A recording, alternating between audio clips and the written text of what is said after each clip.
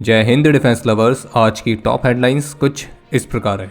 भारत के upcoming worship होगी unmanned systems को ऑपरेट करने वाली मदरशिप। गलवान क्लैश के कुछ दिन बाद चीन ने कंडक्ट किया था न्यूक्लियर टेस्ट। भारत ने दिखाई ऑर्बिट में अपनी स्पाइंग कैपेबिलिटी। डीआरडीओ और टाटा के व्हील्ड आर्मर्ड प्लेटफॉर्म्स के लिए विकसित किया गया एक नया स्वदेशी इंजन।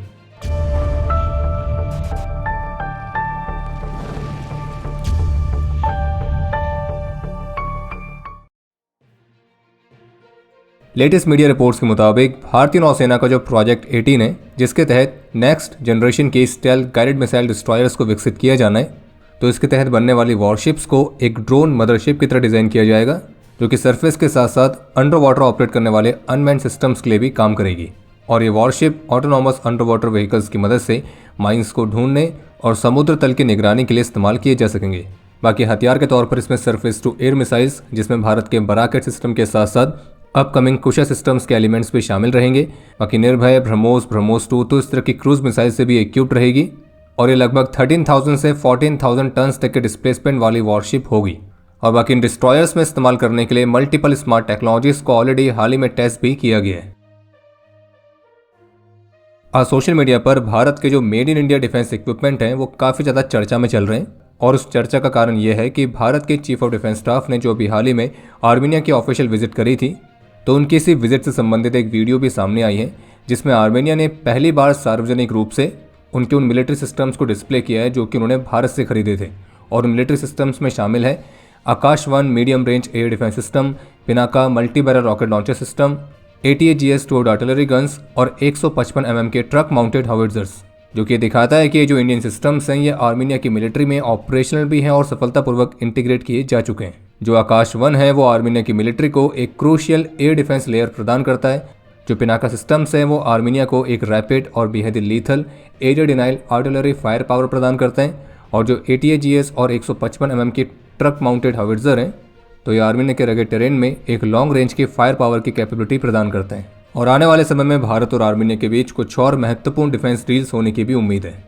इसके अलावा एक अपडेट यह है कि US स्टेट डिपार्टमेंट के अंडर सेक्रेटरी के ऑफिशियल एक्स हैंडल से एक पोस्ट की गई है, और जिसमें उन्होंने क्लेम किया है कि चीन ने 22 जून 2020 में सीक्रेट तरीके से एक न्यूक्लियर टेस्ट कंडक्ट किया था, यानी कि गलवान क्लैश के कुछ ही दिनों बाद। वही गलवान क्लैश जिसमें चाइना की मिलिट्री को बहुत लंबे समय के बाद एक मैसिव कैजुअलिटीज का सामना करना पड़ा था। हालांकि US ऑफिशियल ने यह कंफर्म नहीं किया कि 22 जून 2020 में चीन ने जो न्यूक्लियर टेस्ट किया था, तो वो किस नेचर का था।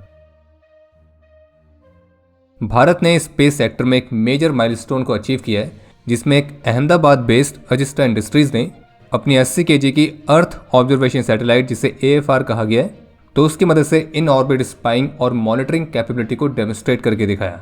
यानी कि आसान शब्दों में कहा जाए तो ये एक ऐसी कैपेबिलिटी है जिसकी मदद से भारत अपनी सैटेलाइट्स का इस्तेमाल करके स्पेस में ऑलरेडी मौजूद अन्य कंट्रीज के सैटेलाइट्स को ट्रैक और इमेज कर सकता है।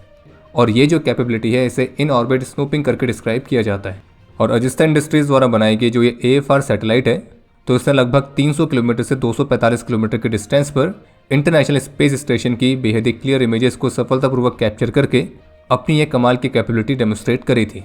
और इसी कैपेबिलिटी के साथ भारत ने अपने स्वदेशी ट्रैकिंग सॉफ्टवेयर और इमेजिंग सिस्टम को भी वैलिडेट किया है। और ये कैपेबिलिटी भारत को अपने स्पेस एसेट्स को सुरक्षित रखने में काफ़ी महत्वपूर्ण साबित हो सकती है। और इस डेमोन्स्ट्रेशन में अजिस्टा ने 2 इंडिपेंडेंट इमेजिंग अटेम्प्ट्स को कंडक्ट किया था, और इन दोनों ही प्रयासों में AFR सैटेलाइट्स के सेंसर्स ने fast moving international space station को बेहद ही प्रिसाइसली ट्रैक करके दिखाया। और कंपनी के मुताबिक ये दोनों ही प्रयास में 100% सक्सेस प्राप्त हुई है। और ये एक ऐसी टेक्नोलॉजी है जिस पर पूरी तरह से महारत हासिल करने के बाद फिर इसका इस्तेमाल इनकमिंग बैलिस्टिक मिसाइल्स को भी मॉनिटर करने के लिए किया जा सकता है। बाकी जो सैटेलाइट है, ये 13 जून 2023 को SpaceX के Falcon 9 रॉकेट से लॉन्च की गई थी, और जो इसकी एक्सपेक्टेड मिशन लाइफ है वो 5 वर्षों की है। और ये अपने साइज और परफॉर्मेंस के हिसाब से भारत की पहली ऐसी स्मॉल सैटेलाइट है जिसे पूरी तरह से भारत की एक प्राइवेट इंडस्ट्री ने बिल्ड किया है और ऑपरेट कर रही है। भारत की CVRDA द्वारा US के कमिंस इंजन्स के रिप्लेसमेंट के तौर पर विकसित किया गया है जो नया इंजन है, तो उसके जो फील्ड ट्रायल्स हैं वो इसी महीने कंडक्ट किए जाने की उम्मीद है। CVRDA द्वारा विकसित किया गया जो इंजन है वो 600 हॉर्स पावर का है, और इसे भारत के फ्यूचरिस्टिक कॉम्बैट व्हीकल्स को पावर देने के लिए विकसित किया गया है। और DRDO टाटा द्वारा बनाए गए व्हील्ड आर्मर्ड प्लेटफॉर्म में इस इंजन को इंटीग्रेट करके इसके फील्ड ट्रायल्स कंडक्ट किए जाएंगे। और CVRDA ने इसे अशोक लेलैंड के पार्टनरशिप के साथ विकसित किया है। और इसके अलावा पिछले साल जुलाई में CVRDA ने 800 हॉर्स पावर के इंजन को भी विकसित करने के लिए इंडियन वेंडर्स के लिए RFI भी जारी करी थी, और जिसे विशेष रूप से भारत के 25 से 30 टन तक की कैटेगरीज में आने वाले ट्रैक्ड आर्मर्ड फाइटिंग व्हीकल्स को पावर देने के लिए इस्तेमाल किया जाएगा। अभी हाल ही में चीन की एक नई super large amphibious assault ship जो कि है टाइप 076H1, तो उसके फ्लाइट डेक पर चीन के एक नए नेवल स्टेल्थ ड्रोन जो कि है GJ-21 UCAV, तो उसका मॉकअप दिखाई दिया है। और जो ये GJ-21 है, इसे चीन का एक नया अनमैन्ड कॉम्बैट एरियल व्हीकल बताया जा रहा है, जो कि फिक्स विंग वाला ड्रोन है और जिसे शिप से ऑपरेट करने के लिए विकसित किया जाएगा। हालांकि फिलहाल अभी इसके मॉकअप की ही तस्वीरें सामने आई हैं, ये कोई फ्लाइंग प्रोटोटाइप नहीं है, लेकिन चाइनीज शिप के डेक पर इसका देखना दिखाता है कि जो चीन है वो एक रियल ऑपरेशनल टेस्टिंग और डिप्लॉयमेंट के लिए सक्रिय रूप से तैयारी कर रहा है। बाकी चाइना की जो टाइप 076 वाला प्लेटफॉर्म है, ये कोई आम सी लैंडिंग शिप नहीं है, बल्कि इसे इक्विप किया गया इमॉस जैसे टेक्नोलॉजी से, वही टेक्नोलॉजी जो कि अभी तक केवल एयरक्राफ्ट कैरियर्स में ही देखने को मिली थी, और वो भी चीन से पहले केवल US के पास ही थी। और अपने इस टाइप 076 में चीन ने जो ये इमॉस सिस्टम का इस्तेमाल किया है, तो इसकी मदद से जो चीन है वो बड़े साइज के कॉम्बैट ड्रोन्स को आसानी से लॉन्च और रिकवर कर सकता है। बाकी अब समय है आज के इतिहास का। आज के दिन 2020 में जम्मू कश्मीर में देश के प्रति अपना कर्तव्य निभाते हुए नायक राजीव सिंह शेखावत ने अपना सर्वोच्च बलिदान दिया था। आज के दिन 2010 में जम्मू कश्मीर में आए एवलांच में कैप्टन प्रतीक ने भी अपना सर्वोच्च बलिदान दिया। आज के दिन 2007 में 9 असम राइफल्स के राइफलमैन अनुपम बेरा और 2014 में 44 असम राइफल्स के राइफलमैन कामता कुमार महतो ने अपना सर्वोच्च बलिदान दिया था।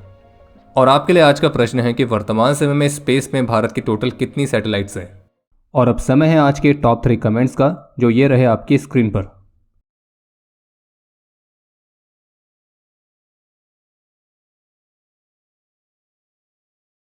उम्मीद है आपको आज का एपिसोड पसंद आया होगा। पसंद आया तो वीडियो को लाइक करना ना भूलें। आपके कोई भी सुझाव या सवाल हो तो उसके लिए कमेंट सेक्शन ओपन है। और अगर आप डिफेंस रिलेटेड और भी एक्सक्लूसिव कंटेंट में दिलचस्पी रखते हैं तो आज ही प्ले स्टोर से डिफेंस स्क्वाड की सुपर ऐप को डाउनलोड करना ना भूलें। और अगर आप चैनल पर पहली बार आए हैं तो squadron.in पे जाके हमारे नए डिज़ाइंस को भी चेकआउट जरूर करें। बाकी जल्द मिलेंगे नए एपिसोड के साथ। तब तक के लिए जय हिंद, जय भारत।